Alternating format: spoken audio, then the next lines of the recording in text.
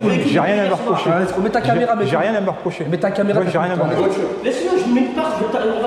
Vous êtes un meurtrier. Vous êtes un meurtrier. Salut les amis, j'espère que vous allez bien, que vous vous portez bien. Donc on se retrouve pour une nouvelle vidéo qui n'a rien à voir avec la moto. Bien sûr, je vous ai dit, les vidéos que je diffuse, des fois, ça va changer de contenu. Là, j'ai beaucoup hésité avant de diffuser cette vidéo, mais j'ai trop envie de la diffuser parce que je trouve tellement cette injustice qui est énorme. C'est le monde à l'envers, j'ai l'impression d'être le truand et eux les victimes. Donc, je vais vous expliquer la chronologie de cette histoire. On va commencer par le début. Donc, c'est pas forcément dans l'ordre. Ça, c'est la fin. Donc, vous aurez la fin de cette vidéo. Alors, petite précision, on n'a pas le droit théoriquement de filmer dans les administrations. J'ai voulu quand même diffuser cette vidéo en floutant bien sûr les visages. Et puis, si effectivement la police, bon, je pense pas, mais me dit de supprimer la vidéo, je le ferai bien sûr. Mais j'avais vraiment envie de vous montrer en fait le visage, sans bien sûr les voir, le visage en fait de ces personnes qui n'ont aucun état d'âme et aucun scrupule. Donc on va commencer par le début, la chronologie de cette histoire. Allez, on revient en arrière depuis le début. Alors les amis, je me suis arrêté.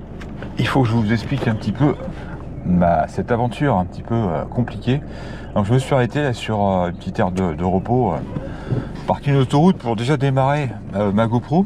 Alors là, en fait, voilà, j'ai mes deux mains, je ne filme pas en roulant, je vous parle.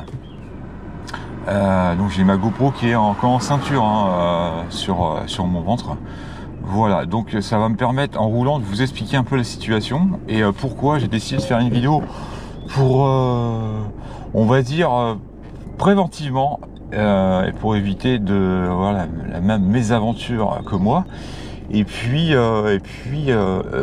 ça va aussi être une preuve à charge contre la personne à qui j'ai acheté cette voiture. Donc c'est parti les amis, on y va. Alors faut pas que je fasse n'importe quoi.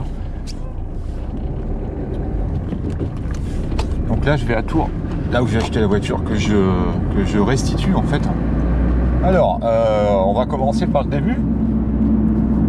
Donc j'ai ma fille qui a eu son permis, hein, là ça y est, elle a eu son permis, donc elle va vendre la moto. Et puis elle fait du bruit d'ailleurs, hein, je sais pas si on l'entend dans la vidéo. J'espère que le son va pas être trop mal, hein, parce que je filme avec la GoPro.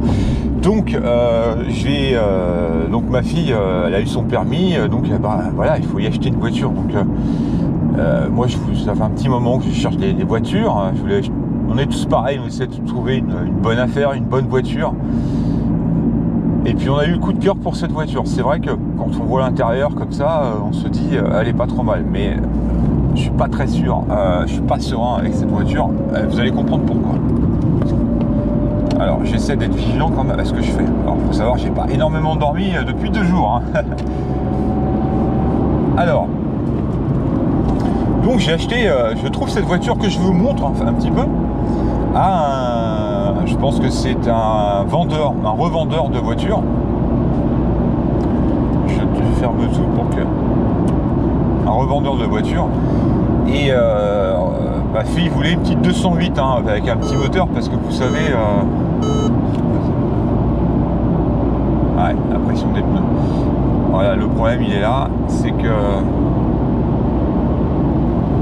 En fait, comme les pneus ils sont pas adaptés à la voiture, il y a des soucis. C'est pour ça que je vous dis, je suis pas serein pendant sa voiture, sachant que j'ai fait la pression des pneus, mais je fais la pression des pneus sur une voiture avec des pneus qui sont pas adaptés pour la voiture. On va commencer par le début. Donc c'est pour ça que je vais faire attention à être vigilant. Alors je l'ai rentré de tour avec, mais j'avais pas tous les éléments à ce moment-là. Donc on cherche une voiture et puis on trouve cette fameuse voiture, cette 208. Donc plutôt en bon état, avec 200 000 km. Donc on arrive... putain, il y a du brouillard en plus. On arrive... Heureusement qu'il pleut pas, parce que s'il pleuvait, je pense que je n'aurais pas pris la voiture. Ça serait trop dangereux. On trouve une voiture sur Tours. Alors j'ai vu beaucoup d'annonces avant celle-ci, mais celle-ci c'était un peu notre coup de cœur. Hein. Elle avait un petit peu de kilomètres, mais par rapport à l'année et le prix, c'était à peu près correct. Donc j'avais le mec, il la vendait 4005. Bon, j'ai descendu, j'ai négocié comme tout le monde. On négocie un peu toujours dans la limite du raisonnable, bien sûr. Et j'en suis arrivé à 4200 quand même, malgré, parce que voilà, je lui ai expliqué que j'avais un budget, voilà, après le gars il accepte ou il accepte pas, et donc il accepte. Bon bah super, hein, voilà, je lui demande un petit peu les preuves, enfin les preuves d'achat, le contrôle technique, etc., etc. Et là il met énormément déjà de temps. Attends, il y a du brouillard, c'est impressionnant. Il met du temps à me donner les papiers, déjà à m'envoyer les papiers. Alors, je comprends un peu pourquoi maintenant. Donc le carton-grise il ne m'envoie pas. Et puis en fait, il faut savoir, comme c'est un semi-professionnel, qui est d'ailleurs qui est radié en fait de la chambre des commerces a priori. Donc normalement il n'a plus le droit d'exercer, mais ça je l'ai su après. Et donc j'en étais où moi? Personne ne suit, encore une fois de plus. Et tu noteras le oui, personne ne suit. Que oui, il avait du mal à m'envoyer les papiers. Et je vais mettre le régulateur, c'est vrai que c'est ça qui nous a un petit peu. Il y a les options, il y a le régulateur, limiteur, donc ça, on va rester à 115. Hein. Ah, la route est sèche, mais bon voilà, comme les pneus sont pas trop, faut vraiment être quand même assez vigilant. Et donc, je vous explique un petit peu ça à la fin. Donc il tarde à m'envoyer les papiers. Alors je lui ai dit, bah écoutez, au bout de, je sais pas, 2 jours, je lui ai dit, écoutez, c'est quand même pas compliqué de m'envoyer 2 papiers, quoi. Donc je lui ai demandé le contrôle technique. Et il m'envoie un contrôle technique avec favorable, mais il n'y a rien dans le contrôle technique, zéro dans le contrôle technique. Et là je me suis posé la question, je dis là il y a en plus je vois que c'est contre-visite. Bon. Et donc je lui demande, il y a un souci, parce que comment ça se fait qu'il n'y a rien, sur le papier. Parce que normalement, une voiture comme ça là qui a 200, alors elle n'avait pas tout à fait 200 000 km, elle avait 204 000 km, parce que monsieur roulait avec. Hein.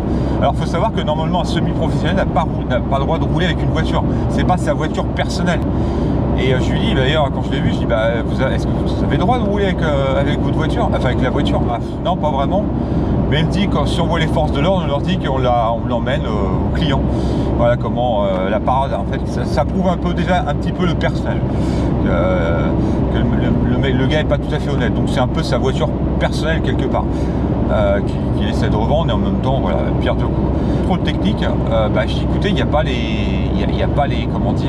défauts, en fait, les défauts mineurs, parce que normalement les défauts mineurs vous les avez. Mais il faut savoir que quand vous faites une contre-visite, sur la contre-visite, il n'y aura pas les défauts mineurs déjà. Il faut le savoir. Donc c'est pour ça qu'elle était vierge, la feuille. Et je me suis dit, j'ai réussi à voir en fait la feuille d'avant, le contrôle technique d'avant, que les anciens propriétaires avaient fait d'ailleurs qui avait été fait dans la Sarthe. D'ailleurs ce contrôle technique a fait très bien son travail. L'autre contrôle technique, vous allez voir, on va en reparler. Donc je lui demande, j'ai réussi à l'avoir tant bien que mal, et là je me suis dit, il y a un problème. Je dis, comment ça se fait que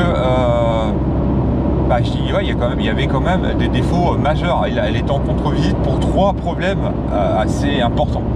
Les pneus, en fait, la taille des pneus ne correspond pas, enfin les indices de charge, tout ce que vous voulez, ne correspond pas à ce qui devrait être mis sur le véhicule. C'est-à-dire que normalement, le constructeur a des normes pour que vous rouliez en toute sécurité avec la voiture. Et là, en fait, on a des pneus sur la voiture qui ne correspondent pas à ce qu'il devrait avoir sur cette voiture.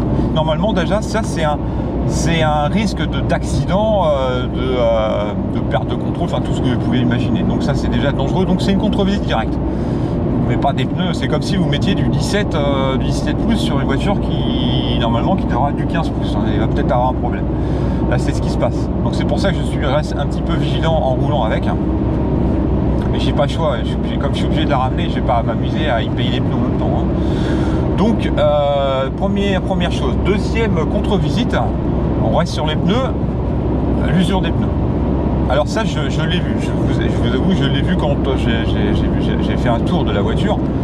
Et quand j'ai regardé les pneus, j'ai vu qu'ils étaient usés. Alors il faut savoir que moi, quand j'y étais, j'y allais en toute sérénité, puisque pour moi, le contrôle technique était vierge. Ça veut dire que les problèmes, les défauts majeurs avaient été réglés. Donc deuxième contre-visite, c'était donc comme je disais l'usure des pneus. En fait on est là, on est carrément le témoin d'usure, on est complètement sur le témoin d'usure, hein. Ils sont bouffés jusqu'à la mort, donc on est pratiquement sur la partie lisse du pneu. Avec le portable c'est un peu mieux. Voilà, donc voilà l'état du pneu. Vous avez vu, témoin d'usure, mais ils sont bouffés, hein. Il y a même des petits morceaux qui commencent à se barrer, donc c'est très super dangereux. Donc là le témoin d'usure, on est dessus, hein, complètement, on est complètement dessus, ils sont lisses, hein. Donc les pneus sont morts. Alors on cumule la chose, c'est qu'on a quand même 4 pneus en fait qui sont pas aux normes. Normalement ils respectent pas en fait l'indice du constructeur. C'est-à-dire que là-dessus c'est du 255 R16. Ça, normalement ça devrait pas être sur ce genre de véhicule.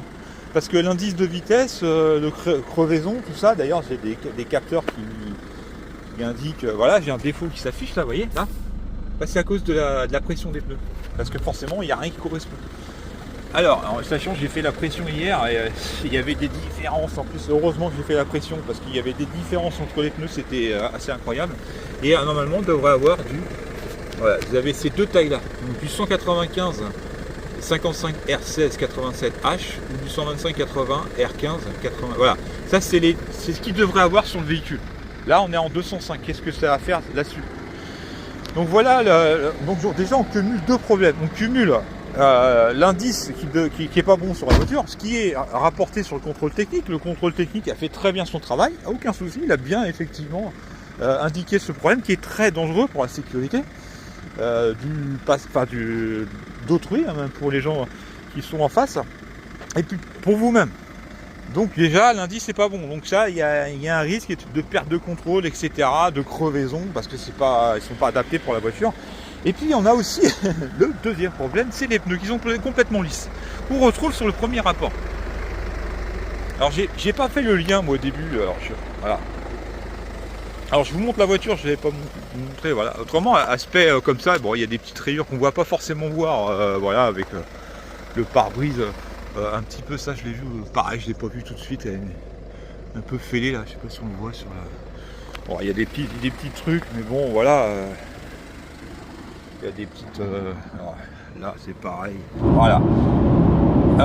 Troisième défaut, je dirais le plus emmerdant, grosse fuite d'huile.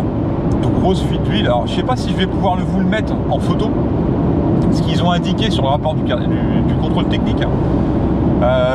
Donc ça c'est mis qu'il y a une fuite de liquide. Alors autre que l'eau, je ne l'ai pas devant moi. Autre que l'eau.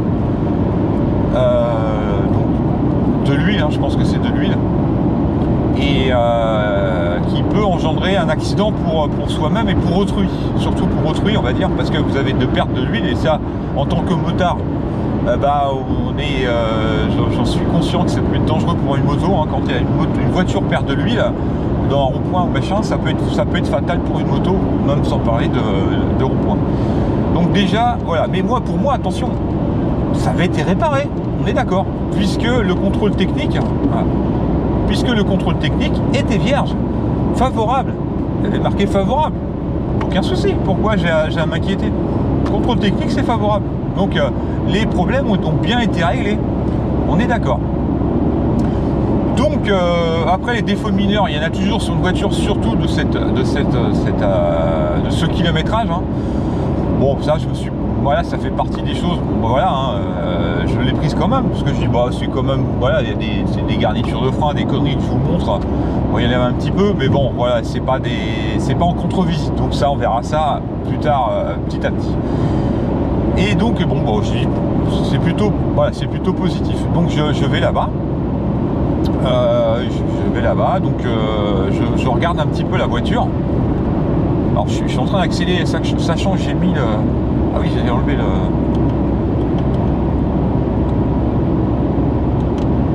Voilà, je mets le régulateur. Donc je vais là-bas. Alors il faut savoir qu'il m'est arrivé deux problèmes. Quand j'ai été sur Tours, je prends le train, je loupe la correspondance. Les trucs qui se sont accumulés. Et c'est pour ça que j'étais pas forcément très... dans d'autres circonstances, j'aurais certainement fait demi-tour. Mais bon, Là, je vais vous expliquer un peu les accumulations qui ont fait que j'ai cédé à l'achat de cette voiture.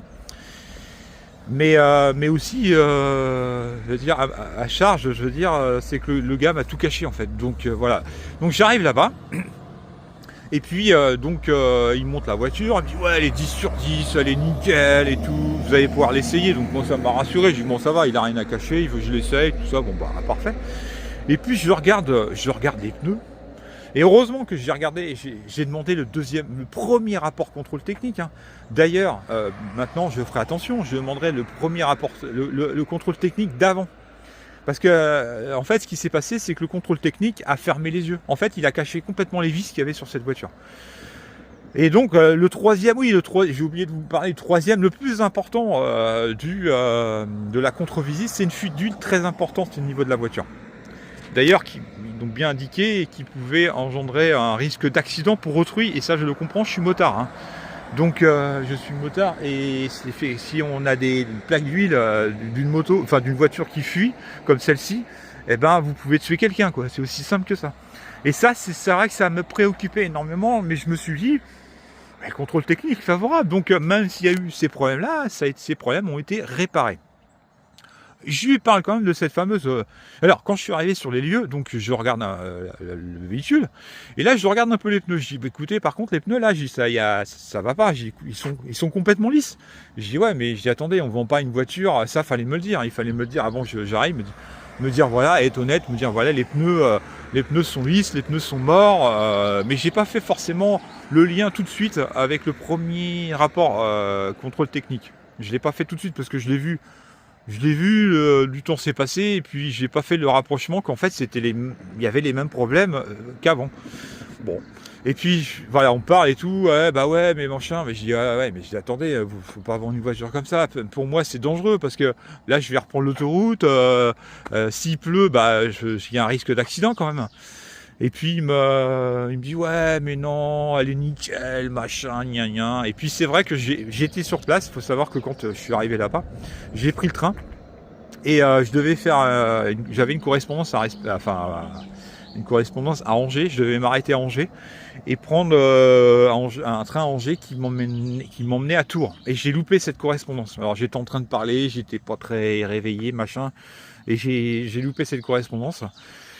Et je me suis retrouvé à Nantes, c'est un boulet, hein, j'avoue, j'étais un boulet là-dessus. Je me suis retrouvé à Nantes, donc de Nantes, il a fallu que je reprenne un billet de train. Racheter un billet de train, c'était pas remboursable, hein, c'était une erreur. Donc j'ai repris un billet de train. Finalement, au lieu d'arriver à 17h, je suis arrivé à 18h, sachant qu'à 17h, j'avais encore de la marge derrière pour reprendre un train si vraiment la voiture me plaisait pas. J'avais tout, voilà. Et en fait, le problème, il y a des choses qui se sont accumulées à ça, c'est-à-dire que je suis arrivé en retard, avec 1 heure de retard, puisqu'il a fallu que je reprenne un train pour... de Nantes à Tours. Et en plus de ça, quand j'ai repris le TER de Nantes à Tours, il s'arrêtait partout. Et en plus de ça, il y a eu un problème sur la voie. Il y avait à peu près 20 minutes. Donc j'avais plus d'1 heure et demie de retard. J'arrive là-bas. Donc le temps qu'on la regarde, le temps que machin, les papiers. Alors c'est pareil. Moi j'avais pris un crayon. J'ai dit je vais prendre un crayon quand même.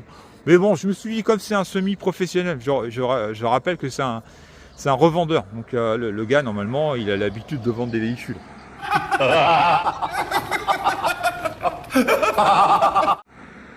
Et il n'avait pas de crayon non plus. J'ai dit c'est pas possible. Moi j'avais un crayon, mais le problème, comme par hasard, il fuyait, donc d'ailleurs il a fui dans mon sac. J'étais obligé de le jeter là-bas.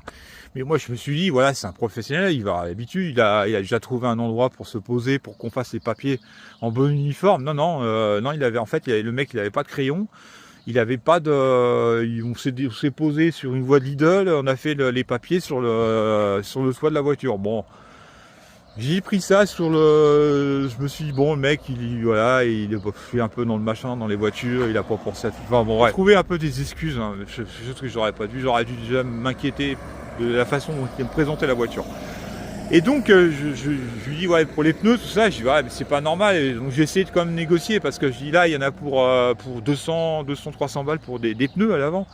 Et puis après je me suis dit malgré quand même que je roulais avec une voiture qui était dangereuse quand même, hein, faut être honnête. Donc j'ai été mollo tranquille sur la route. Alors, heureusement c'était une route sèche, parce que c'est une route mouillée, je vous dis même pas avec ça, c'est du suicide.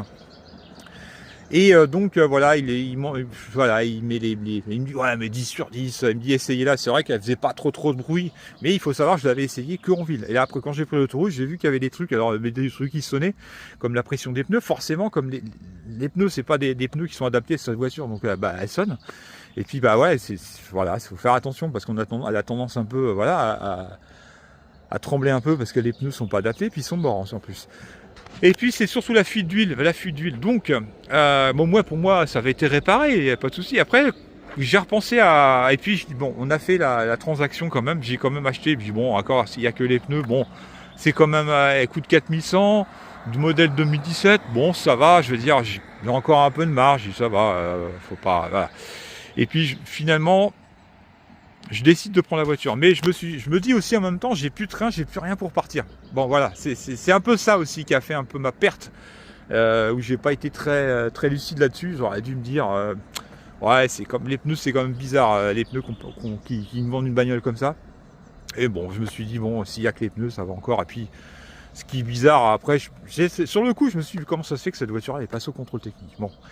Et parce que le contrôle technique il avait même pas un mois. En un mois, tu pouvais pas avoir des pneus neufs passés à cette voilà.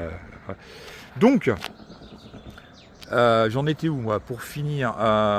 Donc je repars avec la voiture. On fait la transaction parce que moi j'ai fait. Il voulait pas de chèque de banque, ce que je peux entendre. Il voulait une transaction de compte à compte. Donc je fais ce qui m'a un peu sauvé d'ailleurs. Je fais une transaction compte à compte, virement bancaire. Et en fait, il faut savoir que quand vous faites un virement, j'ai fait un virement instantané, mais il n'apparaissait pas encore sur son compte. Et là, il me dit, moi, j'ai rien sur mon compte. Et moi, je regarde sur mon compte, bah, j'ai fait le virement. Moi, ils ont été débités. Donc, ça y est, je comprends pas. Et je dis putain, là, il essaie de m'arnaquer là. Le mec, il veut que je reparte sans mon argent. Donc il repart avec la voiture. Je dis non, moi je repars avec la voiture. Donc après il appelle un mec et tout, ça a duré une plombe et tout ça. Et il appelle un gars, il dit bah ouais, machin, j'ai pas l'argent. Il me dit ouais, c'est normal parce que des fois ça met du temps et il y a un temps, c'est le niveau des sécurités, il y a un temps pour que tu sois crédité. Bon, et il m'a dit ça se trouve des fois faut appeler le conseiller. Et alors il m'a quand même laissé partir, mais bon voilà, tant bien, ça a été compliqué. Il a pris ma photo ma carte d'identité en photo, etc. Mais j'ai dit attendez, vous inquiétez pas, je vous paye le lendemain. Mais c'est clair, j'allais le payer le lendemain. Et c'est vrai que sur la route, je commençais à me poser pas mal de questions. J'avais ce voyant qui commençait à clignoter. Et je dis c'est bizarre. Et je me pose à la maison, je reprenais à 3h le matin. Donc j'avais toute cette pression en fait de me dire, je reprenais le boulot, je me dépêche pour rentrer, j'avais plus de moyens de locomotion. Et c'est vrai que tout ça a fait que j'ai pris la voiture, chose que je n'aurais pas dû faire. Bon, ça aurait dû m'alarmer déjà sur les... Mais moi je me suis fié au contrôle technique, je me suis dit, bon, de toute façon toutes les réparations ont été faites, elle est passée, elle est favorable, il n'y a rien. C'est nickel. Mais les pneus là, ouais, c'est vrai que j'aurais dû m'inquiéter là-dessus. Les pneus, bon, j'ai intérêt de faire attention quand je vais rentrer, mais je vais les changer direct quand je vais arriver. Par contre, j'ai dit au gars, c'est pas normal, c'est une voiture que je vais donner à ma fille. Et je dis c'est meurtri, et bien sûr, de toute façon, dès que je rentre, elle roulera pas avec. Je vais faire changer les pneus le lendemain. Et j'ai pensé à tout ça. Dans la nuit, j'ai cogité. Et après, j'ai commencé à regarder les papiers le matin et je devais lui faire le virement le matin. Et il me dit ouais, de toute façon vous appelez votre conseiller. Il faut savoir, moi je me suis dit ça doit se faire automatiquement. Et en fait non, il faut appeler son conseiller pour lui donner l'accord de virement. Et heureusement ça m'a sauvé. Donc le lendemain je commence à regarder les papiers et je m'aperçois que en fait qui est indiqué sur le contrôle technique, je les retrouve. Le premier contrôle technique, pas celui-là qui est favorable, c'est exactement l'indice qui est pas bon, les pneus qui sont morts et la fuite qui n'a pas été réparée, qui est quand même très important. C'est une fuite de la culasse. Donc ça, je me suis dit, attendez, je dis au gars, attendez, je vais voir un garage et je vous fais le virement. Dans la foulée. Et non, le mec il voulait son argent tout de suite. Il mettait la pression. Il m'a téléphoné 10 fois à mon travail, au moins 15 fois. Après, il m'a dit ouais, je vais porter plainte contre vous. J'étais à la gendarmerie, je voulais me couvrir et savoir ce que je faisais, si c'était tout à fait légal. Mais voilà, c'est simplement, c'est vrai que je me dis, ouais, je l'ai pas payé. J'ai dit à la gendarmerie, je l'ai pas payé. Mais j'ai des doutes sur la voiture, j'ai des gros doutes sur la voiture. Et je dis au gars, laissez-moi le temps, je vais voir mon garagiste, laissez-moi le temps de la faire inspecter. Et heureusement, j'ai un mécano, il était débordé, il partait en vacances, il a quand même voulu la prendre. Et en fait, on l'a monté sur le pont, et là, c'est un carnage, quoi. Bah, il m'a dit, ouais, non, la culasse, ça fuit de partout, que ça n'a jamais été réparé. Là, je vous montre une photo, mais dommage, parce qu'on parlait tellement que j'ai pas pris soin de prendre une vidéo correctement, vous montrer. Alors, je parle en voix off, là. Alors, c'est vrai que sur la photo, c'est pas très probant, mais en fait, vous voyez la couleur, là, on devrait la retrouver après, au niveau du moteur. Tout est noir, là. Tout ça, c'est de l'huile, tout ça, hein. Et puis, sur la deuxième photo, voilà, cette partie-là, ça va à peu près, mais tout le moteur est imbibé d'huile. D'ailleurs, on voit même l'huile qui sort au niveau du cache moteur. Quand je vous dis, le bloc, moi j'ai vu, tout est plein d'huile en fait. C'est une grosse fuite d'huile. Première chose, je ne sais pas si je vais pouvoir vous le montrer parce qu'il y a toutes les informations. Mais quand il m'a donné la carte grise, chose pareil, j'ai pas réagi. C'est-à-dire que c'était marqué sur la carte grise, vendu en l'état. Alors, il faut savoir que vendu en l'état, ça veut tout dire. Ça veut dire que vous êtes responsable de l'achat de la voiture. Ça veut dire que tout simplement, vous êtes conscient qu'il y a des problèmes sur la voiture, mais vous les acceptez. Ce que le premier propriétaire a fait d'ailleurs, il a mis voilà, et puis il a fait le contrôle technique avec tous les défauts, et c'est pour ça qu'il l'a vendu. Je pense qu'il avait pas envie de s'embêter, il s'est dit bah voilà, il y a des gros travaux à faire dessus, et j'ai pas envie de m'embêter à faire les travaux, donc je préfère la céder dans l'état, quitte à la brader. C'est ce qu'il a, je pense qu'il a fait. Lui, il est arrivé, le vautour est arrivé, il l'a pris à bas prix, bah pourquoi pas, ça fait partie du truc, mais il n'a pas fait les réparations, c'est-à-dire qu'il a pris une épave et il l'a revendue en épave, voilà, tout simplement. Normalement, il aurait dû faire les réparations par rapport au premier contrôle technique et la revendre. Là, il n'y avait pas de souci, il était tout à fait légal ce qu'il fait. Mais non, en fait, il reprend une épave pour reprendre une épave, mais il va se faire une grosse marge en fait. Il va faire aucune réparation. Donc là-dedans, ce qui est le plus grave, bah, c'est que le contrôle technique a fermé les yeux. Donc quand j'ai discuté un peu dans la voiture avec lui, il me dit ouais, je dis par contre, il y avait de premier rapport, il y avait une fuite d'huile. Il dit oui, mais vous savez, les contrôles techniques, ils disent un peu n'importe quoi, machin. Bah, je dis non, c'est pas dans l'intérêt du contrôle technique de mettre des trucs. Tiens, qu'est-ce que je vais mettre sur la voiture? Non, c'est des trucs, voilà, ils mettent pas n'importe quoi. C'est pas dans leur intérêt. Essentiel, le client, il va aller voir ailleurs et puis où il va dire vous rigolez, il y a rien là. Donc il me dit non, mais ouais, je dis, ça a été réparé, même s'il a été très évasif et tout. Je me suis dit bon, en même temps. Moi, ce que je me suis toujours posé la question, je me suis dit, si le contrôle technique est favorable, voilà, c'est le mec, enfin voilà, normalement ils sont là pour défendre l'acheteur. Donc voilà, il n'y a pas de raison que.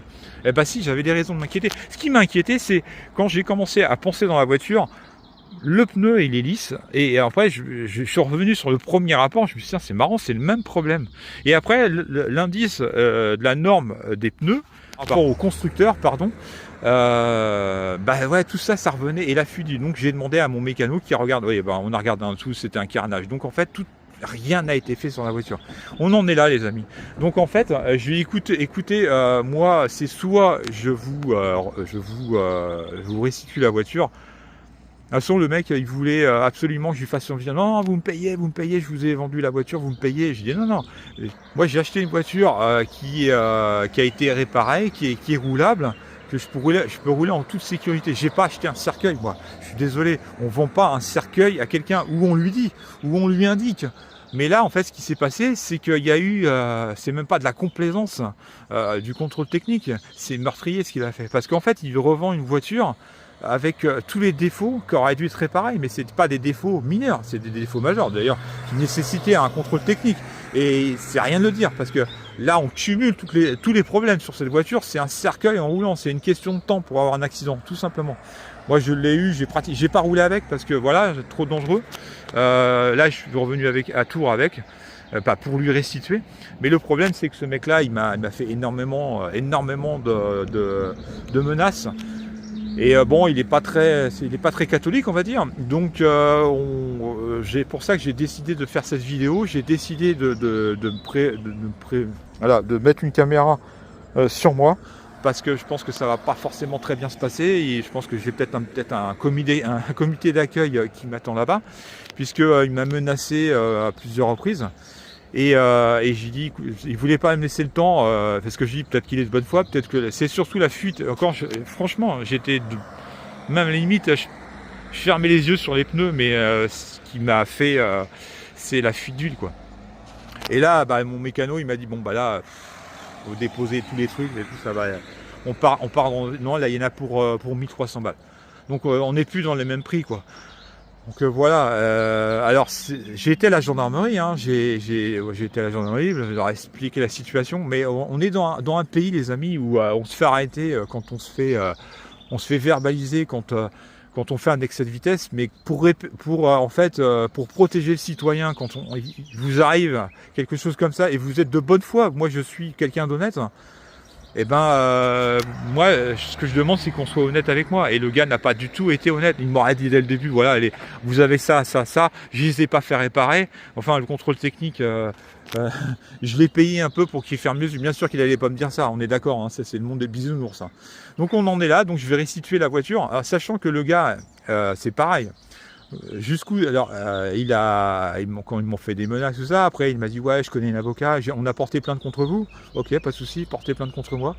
Et puis il y a une avocate qui m'a appelé, mais je pense que c'est une avocate de banlieue, je pense.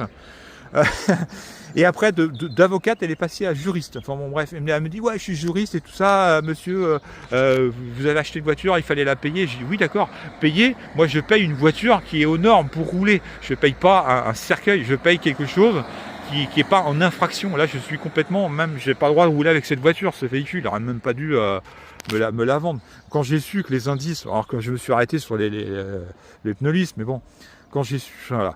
Donc ils ont porté plainte contre moi, a priori, mais c'est l'hôpital qui se moque de la charité. Donc ils ont porté plainte contre moi. Et puis bon bah je pense que je vais avoir le petit comité d'accueil qui m'attend là-bas. Donc j'ai décidé tout simplement pour ma propre sécurité de confier mes clés au commissariat, mais je pense qu'ils savent que je vais au commissariat et qu'ils vont surveiller un petit peu mes gestes sortant du commissariat. Donc je suis pas Superman non plus. Donc j'ai décidé de prendre une GoPro pour ma propre protection, hein, et puis pour laisser des traces s'il m'arrivait quelque chose. Peut-être que ça se passera très bien, hein, peut-être, hein, j'y crois pas trop, mais bon, bref. Donc on en est là. Donc ils m'ont fait des menaces et voilà, ils ont porté plainte contre moi. Et il faut savoir aussi que j'aurais pas été de bonne foi, vous savez. Normalement, c'est un professionnel. Il aurait dû me faire une facture. Il n'y a pas de facture. C'est-à-dire que là, si je voulais, j'ai tous les papiers pour faire la carte grise. J'ai tous les papiers pour faire la carte grise et si j'étais pas de bonne foi, eh ben, bien sûr qu'il n'a pas fait de facture, puisque la voiture, en fait, il est plus au registre du commerce. Donc, en fait, déjà, il est radié du registre des commerces. Il faut le savoir aussi, ça, c'est important. Donc, en fait, il fait un truc illégal. Donc, forcément qu'il n'allait pas faire de facture. Donc, il n'y a pas de facture. Donc là, si vraiment j'ai fait un escroc, comme ils le disent, bah, je fais les papiers. J'immatricule la voiture et le mec il a aucune preuve. Je peux dire que je l'ai payé en liquide. Je peux dire aussi que il me l'a cédé. Enfin tout ce que voilà, il a pas de preuve, il a pas de machin. Donc voilà, je suis en droit effectivement de la faire immatriculer. Maintenant j'ai tous les papiers. J'ai plus qu'à envoyer ça en préfecture et c'est fait. Parce qu'on a fait tous les papiers.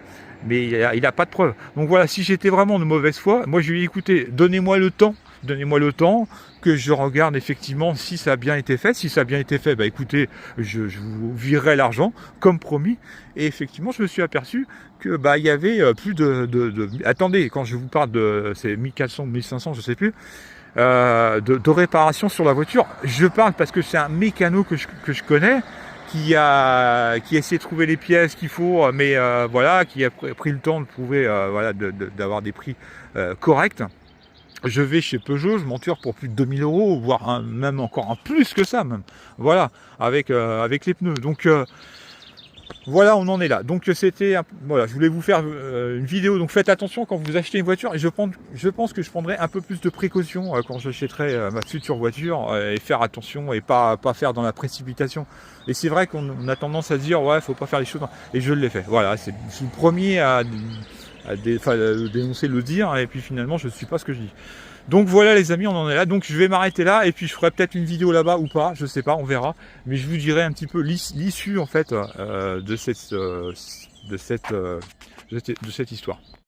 Alors certes, il y en a qui vont certainement me dire ouais mais tu l'as pas payé, qu'est-ce que vous auriez fait à ma place? Franchement, qu'est-ce que vous auriez fait? J'avais pas le choix. Il fallait, c'est pour ça que j'ai été directement à la gendarmerie, expliquer ma situation, et j'ai bien dit que ce que je fais, c'est pas forcément légal, mais j'ai des grosses suspicions d'arnaque sur cette voiture.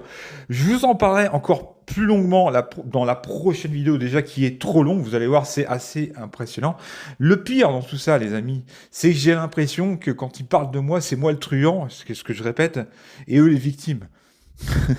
C'est le monde à l'envers, les amis, vous allez voir. Je vous montrerai ça dans la prochaine vidéo. Alors, il faut faire attention aussi au contrôle technique, hein, puisque vous avez ce cas probant, c'est-à-dire le mien, où vous avez un contrôle technique escroc et de mèche avec un autre escroc.